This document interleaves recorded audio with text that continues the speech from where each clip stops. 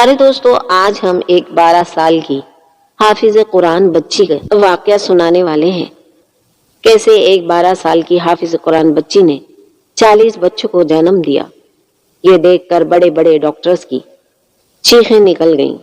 ان بچوں کا باپ کون ہے، آئیے جانتے ہیں اس ویڈیو میں۔ ویڈیو کو مکمل دیکھنے کے لیے ہمارے ساتھ رہیے گا۔ میرے ساتھ آج ایک ایسا معاملہ ہوا تھا کہ میرا میٹر شارٹ ہو گیا تھا۔ میں نے ایسی لڑکی آج تک نہیں دیکھی تھی۔ ایک تو وہ کم عمر تھی اور اس کے ساتھ یہ سب کچھ ہوا تھا۔ جیسے ہی میں اسے آپریشن تھیٹر میں لے کر گئی، تھوڑی دیر بعد ہی لوگوں کو اس کے بچائے میری چیخیں سننے کو ملی اور میں نے کہا کہ بچاؤ بچاؤ، کسی کو بھیجو میری مدد کرے، نہیں تو آج مجھ سے کچھ برا ہو جائے گا۔ سارے ہاسپٹل والے حیران رہ گئے کہ ڈاکٹر صاحبہ کو کیا ہو گیا۔ اس کے بعد سب ڈاکٹرز میری طرف بھاگے۔ میں نے ڈاکٹرز کی ایک پوری ٹیم بلائی اور ہم لوگوں نے 6 گھنٹے کے پروسیجر کے بعد اس کیس کو ہینڈل کیا۔ 16 گھنٹے تک ہم سب لوگ حیران تھے، پریشان تھے کہ ہمارے ہاسپٹل کا ہی نہیں، شاید پوری دنیا میں ہونے والا سب سے بڑا معجزہ تھا۔ میرے ایک سینئر ڈاکٹر کہتے تھے کہ معجزے ہاسپٹل میں ہی ہوا کرتے ہیں، لیکن آج واقعی یقین ہو گیا اور اب آپ لوگوں کو یہ کہانی سنانے لگی ہوں، کیونکہ جب میں نے اس لڑکی کا الٹرا ساؤنڈ کیا تو اس کے پیٹ میں ایک نہیں دو نہیں 10 نہیں بلکہ پورے۔ آج ایک عام سا دن تھا۔ میں اپنے ساتھی ڈاکٹر کے ساتھ بیٹھی، فی الحال کوئی کیس نہیں تھا۔ شام ہونے والی تھی، اتنی زیادہ گرمی تھی اور ہم لوگ اس گاؤں کے ہاسپٹل میں ڈیوٹی پر تھے۔ ہاسپٹل تو یہ بہت بڑا تھا لیکن آس پاس گاؤں تھا۔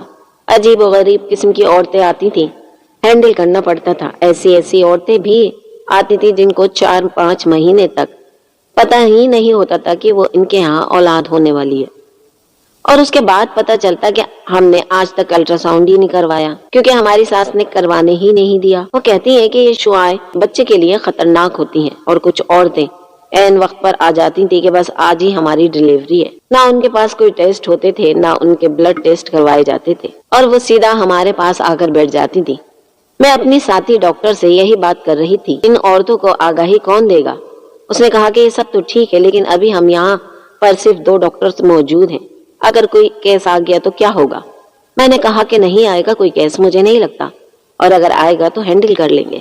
پر مجھے کیا پتا تھا کہ آج ہماری زندگی کا سب سے مشکل کیس آنے والا تھا۔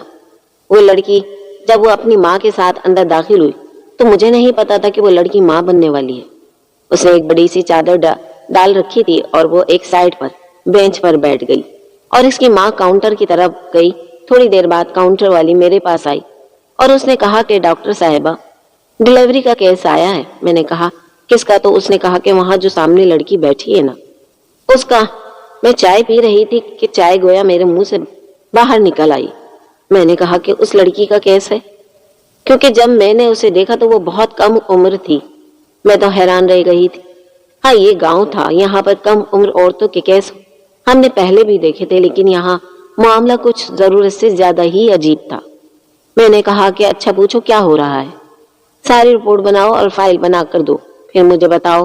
اس نے کہا کہ بڑا مشکل سا کیس لگ رہا ہے، اس کا تو ابھی تک نہ ہی کوئی ٹیسٹ ہوا ہے نہ ہی الٹرا ساؤنڈ ہوا ہے، بس وہ کہہ رہی ہے کہ میری طبیعت خراب ہے۔ میں نے کہا کہ یہ اچھا، چلو پہلے الٹرا ساؤنڈ کر لیتے ہیں۔ میں نے اپنی دوست کو کہا کہ میں یہ معاملہ دیکھتی ہوں، تم وارڈ میں جاؤ، راؤنڈ لگا لو، پھر دیکھتے ہیں کیا ہوتا ہے، مجھے لگتا ہے نارمل کیس ہوگا۔ اس نے کہا کہ ہاں ٹھیک ہے۔ ہم اپنی باتیں کر رہے تھے جیسے ڈاکٹرز اپنی باتیں کرتے ہیں، اور لڑکی میرے ساتھ آ گئی اور میں نے کہا چلو تمہارا الٹرا ساؤنڈ کرتے ہیں۔ نام کیا ہے تمہارا؟ اس نے کہا میرا نام سمینہ ہے۔ میں نے کہا اتنی جلدی شادی ہو گئی تمہاری؟ تو وہ کچھ بولی ہی نہیں۔ بھلا اس میں شرمانے کی کیا ضرورت تھی؟ اس کی ماں نے کہا کہ ڈاکٹر صاحبہ مہربانی کیجیے گا، میری بچی بڑی ڈرپوک سی ہے، بہت ڈرتی ہے چیزوں سے۔ میں نے دل میں کہا، سوچنے لگی کہ اب اس کا ڈرپوک نہیں بہادر بننے کا وقت آ گیا ہے۔ میں نے ان کو کہا کہ آپ فکر نہیں کریں، پریشان نہیں ہو، ہم دیکھ لیں گے، آپ باہر بیٹھیں۔ میں اس لڑکی کو اندر لے کر گئی اور الٹرا ساؤنڈ کرنے لگی، پر مجھے نہیں پتا تھا کہ میں آج کچھ اتنا عجیب دیکھوں گی کہ میری چیخیں نکل جائیں گی۔ ابھی قریب ہی تھا کہ میں चेक करती कि क्या मामला है। उसकी माँ बाहर शोर डालने लगी। मैंने नर्सी से पूछा कि क्या कह रही है, औरत क्यों शोर डाल रही है। नर्स ने कहा वो कहती है मैंने भी अंदर आना है। मैंने कहा उसे कहो कि उसका यहाँ कोई काम नहीं है, अल्ट्रासाउंड रूम में इसने आके क्या करना है। इसकी बेटी को भी बाहर लेकर आ रही हूँ, फिर बताते हैं कि क्या मामला है। मैंने कहा कि उसके शौहर को बुलाओ, उसके शौहर के दस्तखत के बगैर हम लोग ये ऑपरेशन नहीं कर सकते। ये बात तो तुम्हें पता है ना। जब मैंने 2-3 दफा कहा उसके शौहर को बुलाओ तो उसने कहा कि इसका शौहर नहीं है। मैंने कहा क्यों, क्या मतलब नहीं है, कहाँ है उसका शौहर? बाहर मुल्क गया हुआ है, उससे फोन पर बात करवाओ। वो अजीब डर गई। उसने कहा कि नहीं, वो बाहर के मुल्क भी नहीं है, बस आप मेहरबानी करके हमारी मदद करें। उम्र कम थी इसकी, नहीं तो ये सब कुछ होने ही ना देते। मैंने कहा कि क्या मतलब, कुछ बुरा हुआ है उसके साथ? उसने कहा कि हाँ बहुत बुरा हुआ है। मैंने कहा फिर तुमने रिपोर्ट क्यों नहीं करवाई, केस क्यों नहीं करवाया, मामले को यहाँ तक क्यों पहुँचने दिया? उसने कहा डॉक्टर साहिबा बड़ी लंबी कहानी है, बस आप मेरी बेटी को बचा लें। मैंने कहा कि लंबी कहानी मुख्तसर बताओ, साथ ही मैं बाकी मामलात भी देख रही थी, डॉक्टर्स को मैसेज कर रही थी, फोन कर रही थी। अब ऐसे किसी को शॉर्ट नोटिस पर बुलाना आसान नहीं था, लेकिन वो लोग भी आ रहे थे और बाकी इंतजामात भी हो रहे थे। हॉस्पिटल में सब लोग ही भाग रहे थे, एक तरह से जैसे इमरजेंसी ही हो गई थी। सारे मामलात करने थे, काम करने थे। मेरी साथी डॉक्टर भी अपने कामों में लगी थी, लेकिन वो मेरा साथ दे रही थी। वो बहुत अच्छी डॉक्टर थी। उसकी माँ ने कहा कि जी हम लोग तो गरीब लोग हैं। मेरी बेटी समीना किसी के घर पर काम करती थी और वो लोग उसको अच्छे पैसे देते थे। हमारे घर में खाने को कुछ नहीं था, तो सोचा कि चलो ये इसके घर में काम करेगी तो 4 पैसे आ जाएंगे। अपने घर में तो वैसे भी औरतों का काम करना ही पड़ता था, पर अगर काम करने के पैसे मिले तो क्या बुरा है। बस हमने उसको वहां पर भेज दिया। उनके घर में कोई मर्द नहीं था, इसलिए हम लोग बेफिक्र हो गए थे। लेकिन वहां पर काम करने वाली एक औरत का बेटा था। उसने कहा था कि मेरा बेटा थोड़ा सा पागल है, उसे किसी बात का इल्म नहीं। वो अपनी समीना की उम्र का ही था। हम लोगों ने सोचा कि ये तो पागल है, बेजरर सा आदमी है, बेटी को इस घर में काम करने देते हैं। बस हम लोग बेफिक्र हो गए और वो औरत भी हमारी बेटी के साथ बुरा नहीं करती थी, बड़ा ख्याल रखती थी। लेकिन फिर पता नहीं क्या हुआ कि एक दिन वो उसको वापस छोड़ गई। उसकी हालत बड़ी बुरी थी, उसको तेज बुखार था, बुखार उतर ही नहीं रहा था। मैंने बार बार पूछा क्या बात है, उसने मुझे नहीं बताया। बस जी दिन इसी तरह गुजरने लगे। उस मालकिन ने ज्यादा पैसे भेज दिए तो हमने भी सवाल नहीं किया। उन्होंने कहा कि अचानक से उसको भेज दिया है, इसलिए पैसे थोड़े ज्यादा दे रहे हैं, आप लोग अपना गुजारा चला लेना, अब हमें इसकी जरूरत नहीं है। हम गरीब बंदे थे, हाथ में पैसे आए तो बस चुप कर गए। लेकिन महीने बाद इसकी तबीयत खराब हो गई। डॉक्टर के पास गए तो उसने बताया कि ये मामला है। उससे पूछा तो ये कहने लगी कि मुझे नहीं पता ये सब कुछ कैसे हुआ। बार बार पूछा, जी आज की तारीख तक पूछ रही हूँ, लेकिन बताती नहीं है। इसके बाद मैं ये सब कुछ छुपाती रही और गांव की किसी नर्स और दाई से उसको दवाई लेकर देती रही, लेकिन इसका असर ही नहीं हुआ। उसके बाप ने भी बड़ी बातें सुनाई, अब वहां वो भी नाराज है। ऐसा करते करते महीने गुजर गए। आज ये कहने लगी मेरी तबीयत खराब हो रही है तो मैं इसे लेकर हॉस्पिटल आ गई। अब आप लोग ही बताओ क्या करें। मैंने कहा जिस जगह ये काम करती थी उस औरत का नाम और नंबर बताओ। तो उसने मुझे नाम और नंबर बता दिया। इसका मतलब है कि झूठ नहीं बोल रही थी, ठीक ही कह रही थी। मैंने कहा ठीक है, अब यहाँ बैठो और अपनी बेटी के लिए दुआ करो, क्योंकि उसमें गलती तुम्हारी ही है। तुम्हें इतनी कम उम्र लड़की को काम के लिए किसी और के घर में छोड़ना ही नहीं चाहिए था। बाकी सारे डॉक्टर्स पहुंच गए थे, पूरे 16 डॉक्टर्स थे। वो सब भी हैरान थे, अपना अपना काम छोड़कर आए थे। मैंने उनको जब बताया तो लड़की की जान बचाने में कामयाब हुए और इसके बच्चों की भी, क्योंकि वो एक साथ ही बहुत सारे बच्चों की माँ बनी थी। जब हम लोग हॉस्पिटल में थे और ये सारा केस चल रहा था तो बच्चे उस ऑपरेशन थिएटर से ऐसे बाहर आ रहे थे जैसे अंदर 1 नहीं 2 नहीं 20 औरतें बैठी हों और इन सब के यहाँ विलादत हो रही है। क्योंकि ये कम उम्र लड़की जिसका नाम समीना था, जिसको अपने बच्चों के बाप के बारे में भी पता नहीं था, उसकी माँ भी सीधी सी कहानियां सुना रही थी اور بقول اس کی ماں کے اس کے ساتھ کچھ برا ہوا تھا۔ آج پورے 40 بچوں کو جنم دیا تھا، جس میں سے کچھ بچے بہت زیادہ کمزور تھے۔ ان کو فوراً وہاں سے لے جایا گیا اور انکیوبیٹر میں رکھ دیا گیا۔ کچھ بچوں کی حالت ایسی تھی کہ وہ بالکل صحت مند تھے، لیکن ان کو بھی وہاں سے لے جایا گیا۔ بہت بھگدڑ مچ گئی تھی۔ سب ڈاکٹرز نے اپنا ٹائم دیا۔ سب سے زیادہ پریشر مجھ پر تھا کہ میرا کیس، سمینا کی حالت بھی ابھی کوئی اتنی اچھی نہیں تھی۔ ابھی ہم اس کو شفٹ نہیں کر رہے تھے، وہ ICU میں ہی تھی، لیکن خطرے سے باہر تھی اور اسے اس آپریشن کے بعد ہاسپٹل میں کم سے کم بھی 2 ہفتے گزارنے تھے۔ جب معاملات تھوڑے بہتر ہو گئے، پتہ چل گیا کہ سارے بچے ٹھیک ہیں اور ان کے کھانے پینے کا اور کپڑوں کا انتظام بھی بہت سے لوگوں نے مل کر ہی کیا تھا۔ وہ سب معاملات اپنی جگہ تھے۔ یہ دن میرے لیے بہت لمبا تھا اور اس سے اگلا دن بھی۔ اس کی ماں اپنی بیٹی کے پاس بیٹھی تھی۔ میں نے اسے کہا کہ تم بس اپنی بیٹی کا خیال کرو، بچوں کو ہم دیکھ لیں گے۔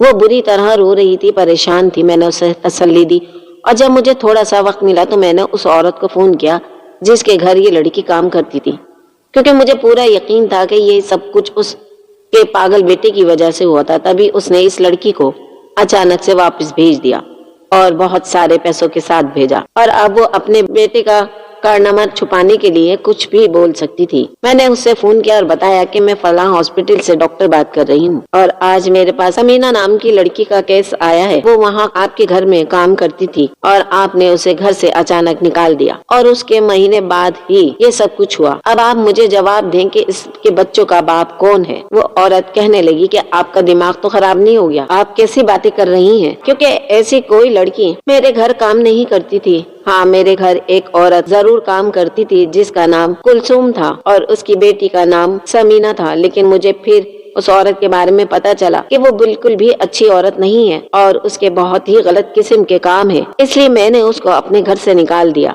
اس نے بمشکل میرے گھر کوئی 15-20 دن کام کیا ہوگا اور مجھے اس کے چال چلن کے بارے میں پتا چل گیا تھا۔ اور آپ کو کس نے کہہ دیا میرا بیٹا پاگل ہے؟ میرا بیٹا کوئی پاگل نہیں ہے، بہت ہی خطرناک عورت ہے، اور باقی اللہ آپ کا حامی و ناصر ہو۔ اتنا کہہ کر اس نے فون پٹک کر بند کر دیا اور میں اپنا سر پکڑ کر بیٹھ گئی۔